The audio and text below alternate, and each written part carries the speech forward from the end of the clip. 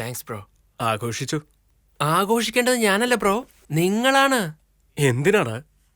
Madam സാധാരണ കാര്യമല്ല കേട്ടോ. നീ ഗെയിമറാണെന്നാണ് ഞാൻ വിചാരിച്ചത്. നീ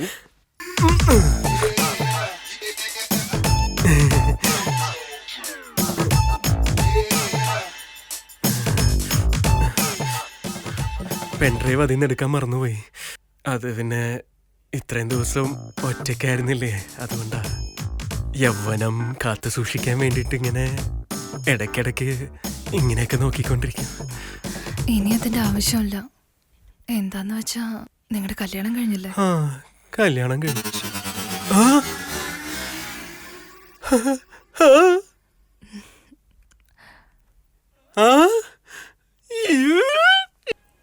പ്രഭു, താങ്ക് യു. എന്തോ അദ്ദേഹം എന്തോ പറഞ്ഞിട്ട് പോയി. ആ പറഞ്ഞ ക്വാളിറ്റീസ് ഒന്നും എനിക്കില്ല. അവാർഡ് കിട്ടിയ സ്ഥിതിക്ക് പൂജയൊക്കെ എങ്ങനെയാ? അവിടെ ഇവിടെയൊക്കെ എന്തിനാടാ? പുറത്ത് ഇങ്ങനത്തെ കാര്യങ്ങളൊന്നും ശരിയാവില്ല. ചെറുതോ വലുതോ നമ്മുടെ വീട്ടിൽ തന്നെ ശരിയാക്കാം. നിങ്ങൾ വാ. നീ അങ്ങനെ ഫിക്സ് ചെയ്താ ഞങ്ങൾ അങ്ങനെ ഫോളോ ചെയ്തോളാം. ഹലോ. ഹലോ സുന്ദരി, എന്തെടുക്ക? ഒന്നുമില്ല ഏട്ടാ, വീട് വൃത്തിയാക്കിക്കൊണ്ടിരിക്കുക. ഹേ, ഇന്നെനിക്ക് ഓഫീസിൽ ബെസ്റ്റ് എംപ്ലോയി അവാർഡ് കിട്ടിയിട്ടുണ്ട്. എന്നുവെച്ചാ? എന്ന് വെച്ചാൽ ഓഫീസിൽ നല്ലപോലെ പണിയെടുത്തതിന് എനിക്കൊരു പുരസ്കാരം കിട്ടി. സന്തോഷായി ചേട്ടാ. ഫ്രണ്ട്സ് ഒക്കെ പാർട്ടി ചോദിക്കുന്നുണ്ട്.